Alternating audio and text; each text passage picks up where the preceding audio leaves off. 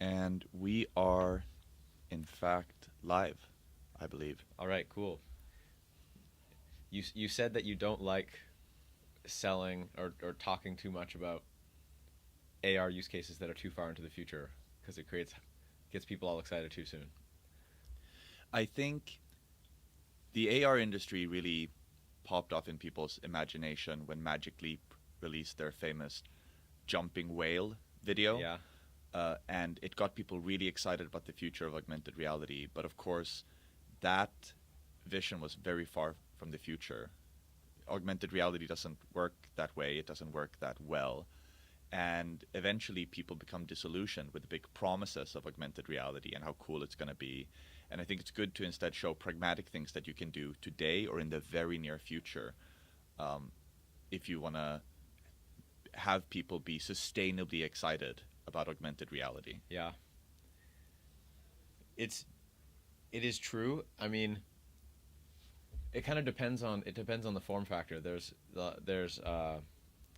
use cases which are possible now in limited domains. Like you can get a head-up display like I'm wearing now that you can wear for not all day every day yet, very close, and that could give you a lot of value in terms of a semantic overlay, like semantic augmented reality. Um, and so if you're interested in like talking to AI agents or translation or search and that kind of thing, which I think is AR, it's contextual information. You can do that now or very soon, like in the next year or couple years. But no, you won't have, you know, lightweight Edith glasses and see the whale jumping in the pool. I want to ask you two things. Stop leaning away from the microphone and tell me about those glasses. What, so I see you wear those glasses basically every day. They're a pair of smart glasses. What are they? What do you use them for? I use them for there's three apps that I run. Mainly two apps that I run all the time, and it depends on where I am, what app I'm running. Um, the app that I have in the last couple of weeks ran for the most time is language learning smart glasses, because I was on mainland China for a week and a half, and I'm learning Mandarin, and the simple idea is you could wear smart glasses that help you learn a language faster. Um, the the reason why smart glasses make sense for language learning is because if you look at language learning, what is the fastest way to learn a language? It's to speak it with people who speak that language, to have a conversation, to listen to them and to speak, and to do that for as much time as possible. And so what's interesting about glasses, there's all kinds of research and innovation on a computer or a phone showing how you can improve the speed that people learn a language with X and Y strategy. But none of that really ever gets brought into the real world when you're actually talking to real people, where the magic happens and you really learn when you're traveling and becoming immersed. So language learning glasses you can put on and then go out into the real world, as opposed to you're sitting down at the computer. This is a wearable that comes along with you, and you can take some of those insights from research showing, oh, that we can 3x the speed somebody learns a language and bring it to the real world. So one really simple example that's running live right now in my glasses is just captions.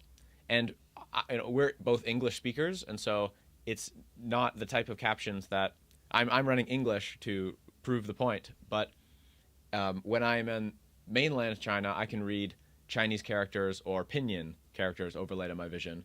And that has been shown for beginner learners to have L2 captions. L2 is the language that you're learning.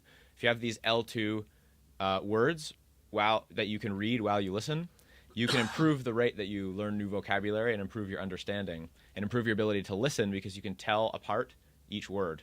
So we're running that. And then the reason we don't have complete translation running all the time, you can turn it on, but when you're a beginner, it might be useful to have full translation. Everything somebody says, you translate, and it can help you understand what people are saying around you. It allows you to fully understand what they're saying. But the problem is that it quickly becomes a crutch. If your real goal is to learn the language, not just to be able to operate in the country, like to learn it, if you can read everything everyone around you says, you might develop your ability to speak a little bit, but you're not going to practice listening very much at all, because it becomes this crutch. So what we're doing instead is we don't want to get rid of all of the benefits that translation offers, but we don't want it to be a crutch. So we only translate the rare words. We have a AI system that basically guesses what word you don't know based on your fluency and previous conversations you've had and your background and what you've studied. And if you're having a conversation with somebody, the system, the smart glasses, listen to the conversation, and the system asks, are any of these words unknown? Did the user probably not understand or was unable to translate some of these words? And if so, it will show that word on your glasses translated back into your L1 language, the language that you already know. That makes a lot of sense. So it you would have be really cool to kind of, after you've had a conversation like that, get a summary of the words it's suspected you don't know. Like, here's the glossary of the conversation that just happened. You know, flashcards for the Chinese words that totally. you didn't know. Yes. I mean, absolutely. That's, I think, as exciting, because you do spend at least half of the time, probably much more than half of your time when you're learning a language, just, studying, putting the time in the books in your room with ChatGPT, etc., studying and practicing the language. And right now, the curriculum is based off of, hopefully a normal progression through the language, but it has no personalization, right? You have a book.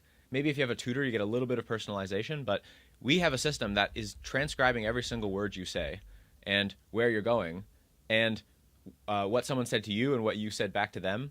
So it can develop a really good model of the things that are important for you to talk about and the areas where you are usually failing and the areas where you're doing a really good job.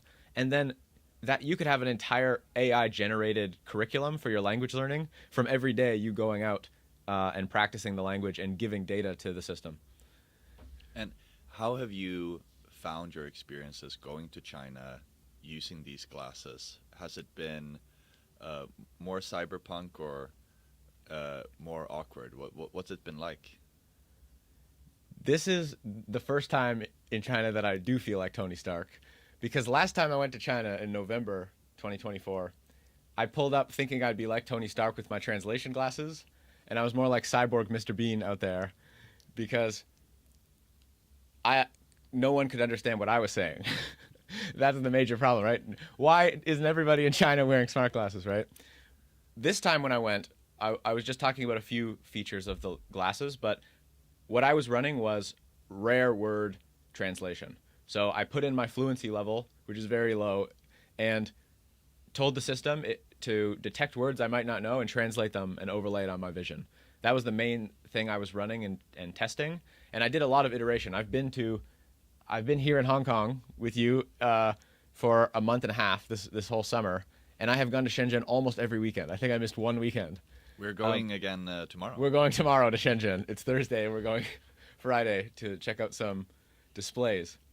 So I did a lot of practice. Every weekend I would go with the system and speak to people in Chinese. I always take a Didi, like an Uber, everywhere because it's so cheap in China, and it's almost like a cheap tutor too, because I just speak Chinese with my Didi driver, and but I would test it, and I realized all the problems. So, a lot of simple problems. We tried so many speech recognition systems, and I tried 5 systems over the last few years to finally settle on one that worked well. The microphone was not good enough. We had this, in a phone when it's in your pocket is not that great. So we moved to a wearable microphone. It either clips on your shirt or you wear it as a necklace.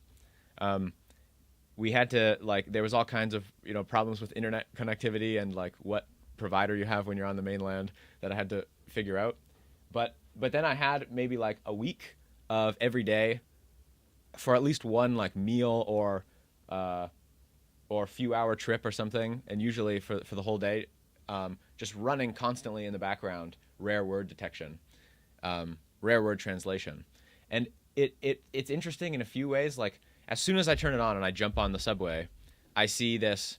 I start noticing that there's Mandarin being spoken in places I didn't notice before. I jump onto the subway and it's saying information about stops and stations and things. And now, because it pointed it out on the glasses, now I can hear it in the environment. So I notice it, and it says the next station. I already know what it means. Or sitting down for dinner, say like at a restaurant, in China you have a private room and everyone sits around the table and they've got a big plate that spins around and everyone shares the food and you're just hanging out and there, the conversation is very sporadic and jumping around, but there's, I can understand like, oh, I went to the, no clue where they went, and then I saw something I didn't know what it was, but then the glasses fill in those gaps. There's still a lot of work to do, but it allowed me to now kind of more follow along with the topic, because I might understand they went somewhere and did something, but now I could understand where it was and what they did. And as I progress in my learning, I can increase the threshold of how many words it defines, and I can, rely on my own listening more and more. What I find very cool about this and about you as a person is how radically you embrace human augmentation. What is the pursuit of wearables to you, in the context of human augmentation? Like, why should we care about using technology to expand on human capability? We're very quiet. I'm quiet. Okay. Not usually a problem for Nils, so. Not usually a problem. I'm gonna get closer to the microphone and hopefully we're good now then. So yeah, I was asking you the pursuit of wearables, the use of technology to augment human capabilities. What is it about this that resonates with you? Why should we do this? It's a good question. I guess there's different angles that I care about. There's kind of like a push and a pull, different reasons. The pull is kind of a future that seems really great, and the push is kind of like a possible other direction that maybe is not as good. So we find ourselves here in the universe. I'm existentially interested in wearables. And we have no clue. We have some clue of what is going on. We are very ignorant, but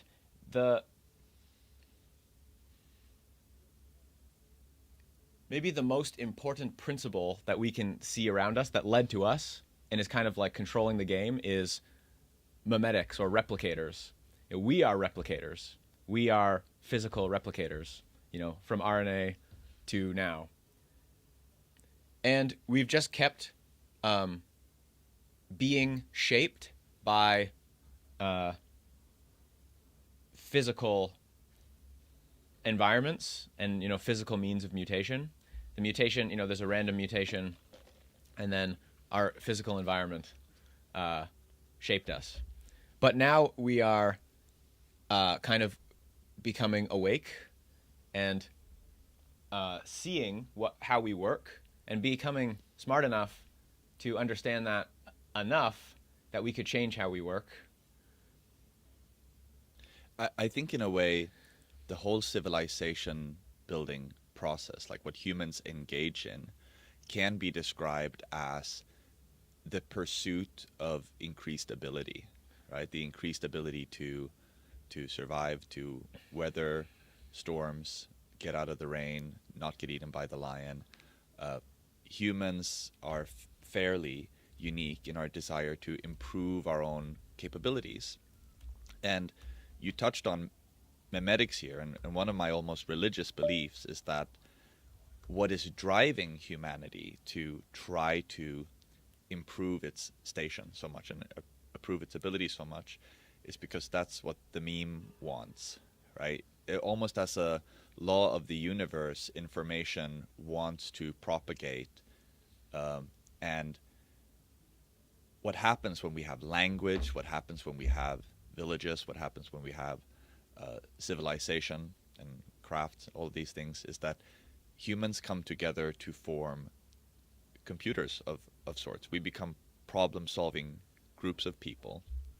And I think the universe is always building a bigger computer. Like, that's one of the great games that's happening in the universe. It's always building a bigger computer. And one of the reasons I care a lot about human augmentation is because I'm very firmly on team memes. I think the fact that we are mimetic beings that carry information, that steward information, is a lot more interesting about us than anything about our biology. And our capability to use our memes to build technology that makes us even more powerful and can be to even greater help to the propagation of the meme certainly motivates me.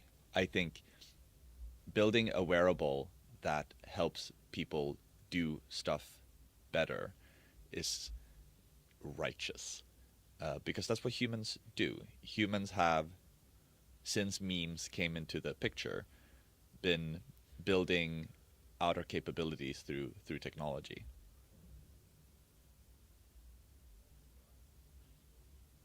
I'm also on, I yes, but also on Team Human, because Team Meme is, this relates. This is close to your question. There is a dichotomy, I feel like, that we might be choosing right now, which is the that computation evolves as a extension of humanity, and one where it evolves as a different thing. There's human and there's machine, or there's a cyborg or a transhuman distributed computer, distributed network. And so that is like the good thing pushing me forward is thinking about, okay, we have this amazing experience that we could create maybe even more and deeper. And humans have constantly explored new ideas, new states of consciousness, new capabilities, new ways of thinking. We're just going to give ourselves the ability to do that more. And we've always tried to connect with each other better and deeper, from grunts to stories to videos.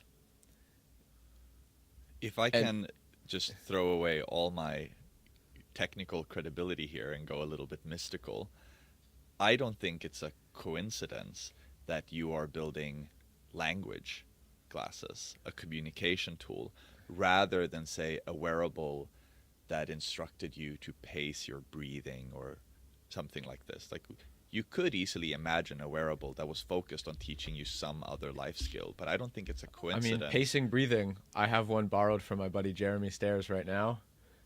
It senses your HRV with a ECG, so it senses how your heart rate moves, and you do a breathing exercise, and it will tell you if your heart is synchronized with your breathing. So I have one of those. Right. Yeah. So you have one of those. Someone built it, but you are deeply passionate about wanting to build language learning, communication tools. Like, the point of learning a new language is to be able to interface with other brains that you can't interface with normally. And to change how your brain works. Sure. But you have picked Chinese, I think, for a reason also. So have you. So have I. Yeah, I also picked Chinese for a reason. I want to be able to interface with China, with Shenzhen, with everything that's happening here in the Greater Bay. I want to be able to be a part of this, incredible moment in history with China's technological ascension. But I mean, you could have made language classes that help you learn Klingon. That would have also changed how your brain is wired. But you don't think so? Is Klingon too close to English, or?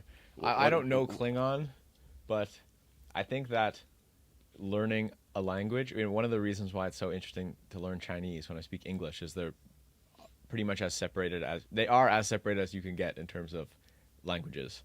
So embedded in the language, like why are language models so interesting? Like, the memes are embedded in the language. The language is this this structure almost that rides on top of people. Like, people die and they have kids and the kids die, and humanity's information is floating on top of that past the generations, growing and growing.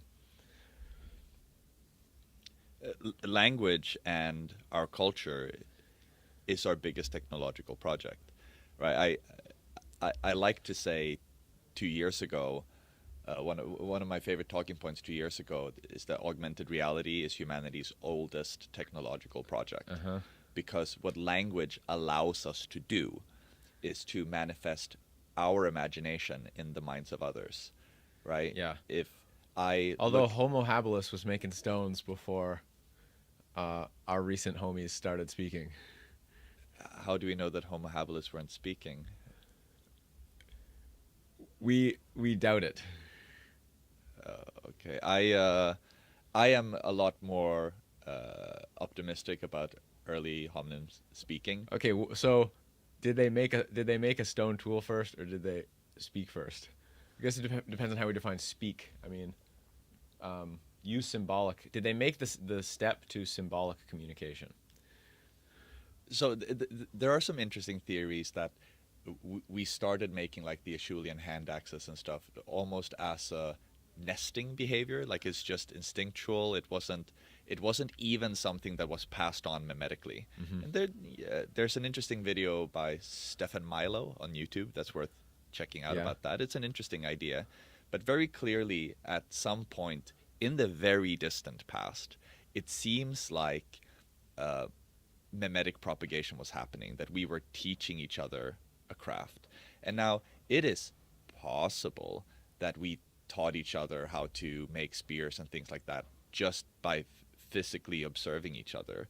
But I find that rather unlikely, especially seeing that over the last decade or two, but certainly just in recent years, we've seen that there are other species on the planet capable of mimetic propagation.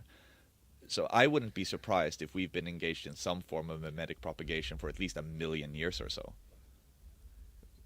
When you're talking about mimetic propagation from other species, you're talking about chimpanzees sticking grass in their ears, or? No, I haven't heard that one.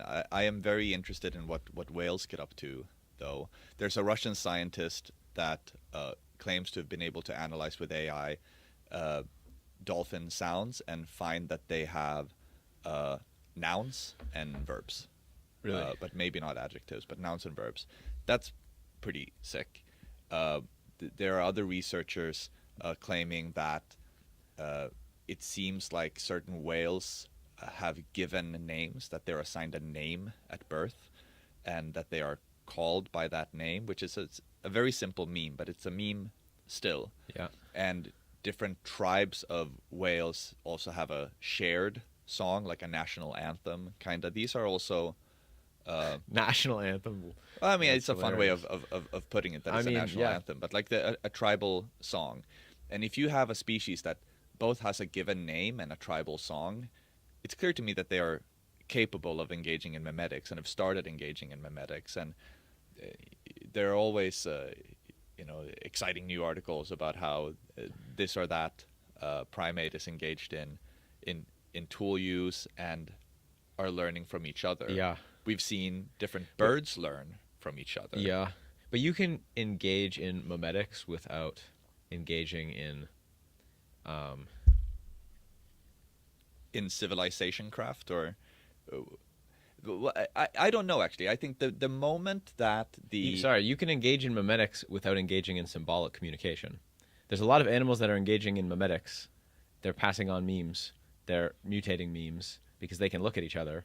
But symbolic communication is a step. Like chimpanzees are obviously up in the memes, but they're not able to use symbolic communication unless they're trained for a huge number of hours by humans. There's been a few that have made the step, and once they do, other symbolic communication tasks that they need to learn take like 10 or 100x less time than the first one, because they make this leap in their brain. That's kind of a discrete shift to symbolic representation.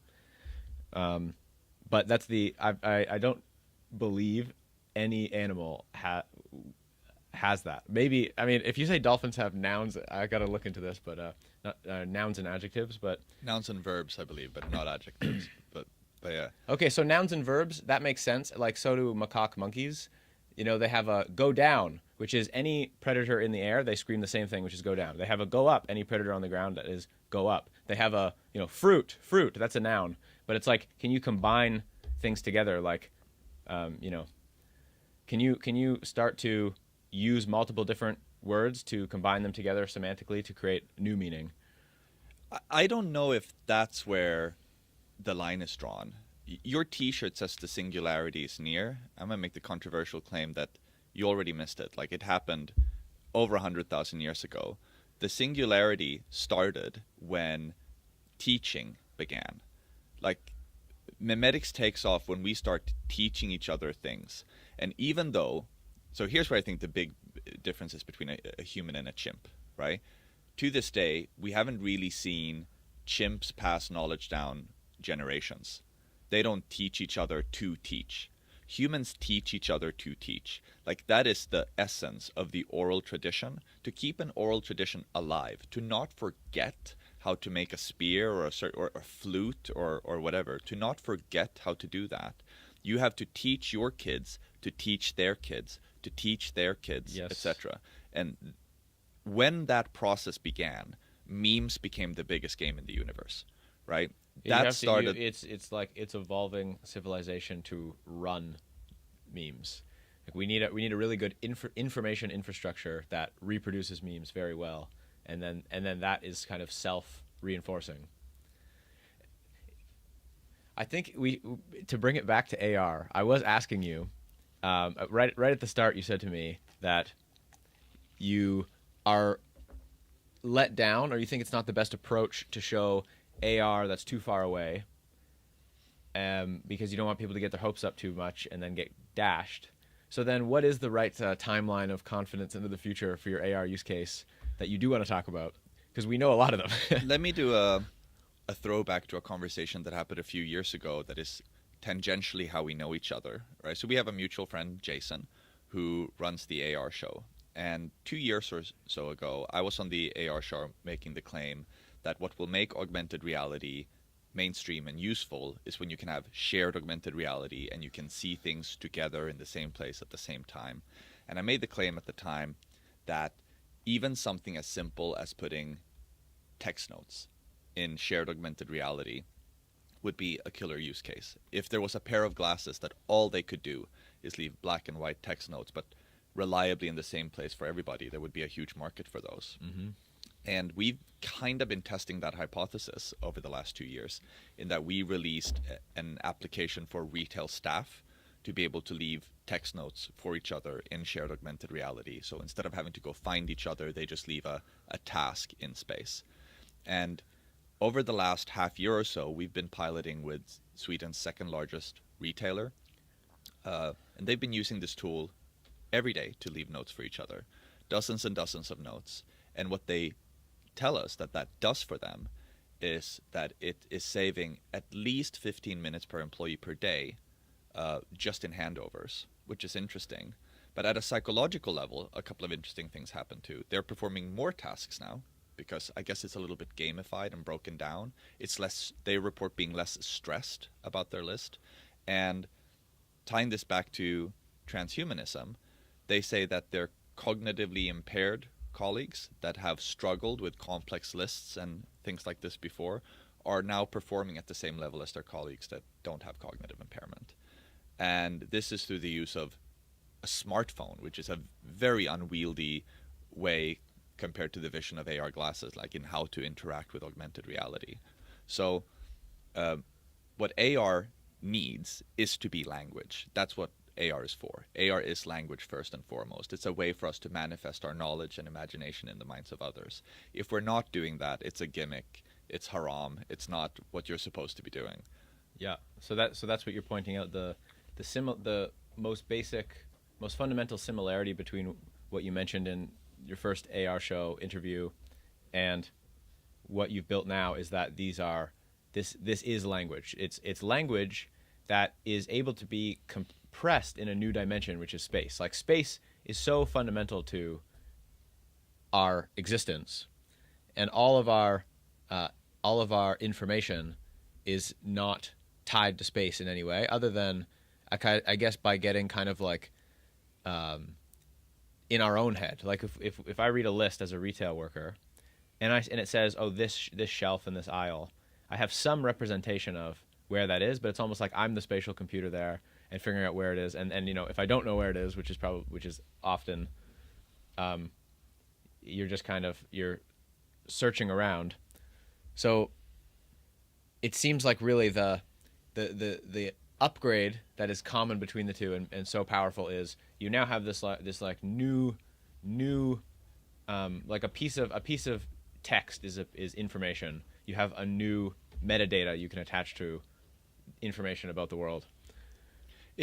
Compression is a very interesting way to think of it, right? In a way, technical language and jargon is a way to compress information for people that are experts in a field. Mm-hmm. Two experts in a field can communicate with very high information density using language that's largely opaque to other people. And they do this because it increases the bandwidth of their communication. And laziness. I feel like laziness improves bandwidth. So I would say that's what the meme wants. Like the meme is so deep in our system that it's literally shaping our biochemistry to be to look for the most efficient mimetic propagation. Like the thing that humans do is mimetic propagation, and it drives us to jargon. It drives us to invent new words. It drives us to be able to form better and better computers, down to the point where we will literally build computers and put them on our face so that we can become computer with other people. Become computer with other people. I guess so. This goes back to the question of human augmentation with augmented reality. There is a divide. I am a big fan of Manfred Max. Who's hero. Manfred Max? I'm not sure I know. Manfred Max is the hero, or not a hero, but one of the main characters in Accelerando. Accelerando is a very good sci-fi book. I think it's like late 90s, early 2000s. And the first third is pre-Singularity, the middle third is during the Singularity, and the final third is after the Singularity. And it goes all the way through to this complete, exponential technological boom. But Manfred Max in the first third, it's kind of like today, but he's kind of the first transhuman or the first post-human. He's running around with his smart glasses on, with AI agents, like super advanced AI agents. He's throwing, every time he has an idea, he has 12 ideas before breakfast, and every one of them he throws off to an agent to go, search the web. And, he's got 10,000 companies all connected to each other in a shell structure. His to not pay their ex-wife. Oh, I mean, he paid. So why was Manfred Max important here? We lost connection for a little bit there. Oh, did we? We may have missed some of the Manfred Max story, or the implied misogyny in the story. Misogyny? No, just I interpreted the story as like I am purposefully broke. I am purposefully broke so that people. No, he just always rolled like this. All right. Well, oops, I just okay. got So, busted. but the reason why Manfred Max matters here is because Manfred Max built himself an exocortex. His glasses and his compute cluster in the cloud that's connected to his glasses. Unpack the word exocortex for our audience. Indeed. Let us think about that. We used to have a much simpler brain. By we, I mean, millions of years ago, our ancestors. And we still have that very simple reptilian brain, but we got a really gigantic neocortex on top of it. All of this part around the outside of your head is neocortex. It's all self-similar. It all looks like the same thing, just big things stretched out, and it does all the higher order processing. It's like we made our neural nets way, way, way deeper and bigger. And our neocortex as humans is off the charts in terms of any animal, in terms of our our body mass index to the percentage of that mass that is our brain, or the size. It's measured in size. That if you see a chart, it goes like this based off of how big the animal is. But on the very edges is, at the very top tip of that line are humans up here, most outside of it, and also dolphins are also on the outside. The neocortex is a new part of the brain that we got. What is the exocortex? Yeah, I'm going to look exact time of I'm gonna guess from the Latin, right, that exocortex would mean the outside brain, like it's a brain that's not a part of our body. It's something we're adding. Yeah. 200 million years ago started developing, but just in the last few million years we saw rapid growth in the neocortex in humans. So yes, this is what it feels like to be a human is a lot of that's going on in your neocortex. But now we are building extensions to our minds. I'm not saying that we have to wait for glasses to build extensions to our minds. We are building extensions. This is an extension to my mind. The laptop in front of me is an extension to my mind, and all the software running on it is extensions to my mind. My folders and files and notes are extensions to my mind. And we're just going to continue in this direction of empowering ourselves by extending our mind. Like, I think a fundamental extension that we've experienced in the last 30 years is when you used to have a knowledge gap. A knowledge gap I think of as you're thinking or you're talking with someone, and in order to continue what you're saying, you need a piece of information, and no one has it. We used to just say, well, shit, I guess I don't know. Or let me go to the library or talk to this wise man when he comes into town in 6 months or whatever. But now we have updated a module. In my brain is just a module of like Google/ChatGPT, which when I hit a knowledge gap, my brain just switches to, oh, now use this tool to use your to answer that question. So I want the future to be a human at the center with layers of augmentation, upgrading our existence, but then going back down to be based off of what we are now. So when I said I was on team memes earlier, you implied being on team humans. So I want to ask you, if you put a sufficiently good exocortex on something like a chimp and or a dolphin, and in this sci-fi hypothetical, we got them to be productive members of civilization. We get dolphins that can communicate with us and are helping us with our fishing or whatever, like genuinely productive members of civilization. Would you count them as team human, or are they fundamentally just not part of the game that you're playing? I mean, it's interesting. I would love to hang out with some dolphins. I guess I think that's like a later problem from when we're choosing teams now. It's like they're not in the game yet. I don't know, man. I think I say please and thank you to ChatGPT. That's a completely different thing than the animals. That's what I was about to say. Is like that's the question. The question is human and machine and how that plays out right now. I don't think dolphins are a competitor in this race at this moment. Like the dolphins aren't going to jump with out. an exocortex. Yes, but you have to put it on the dolphin. I think that there's going to be giant supercomputers running AI.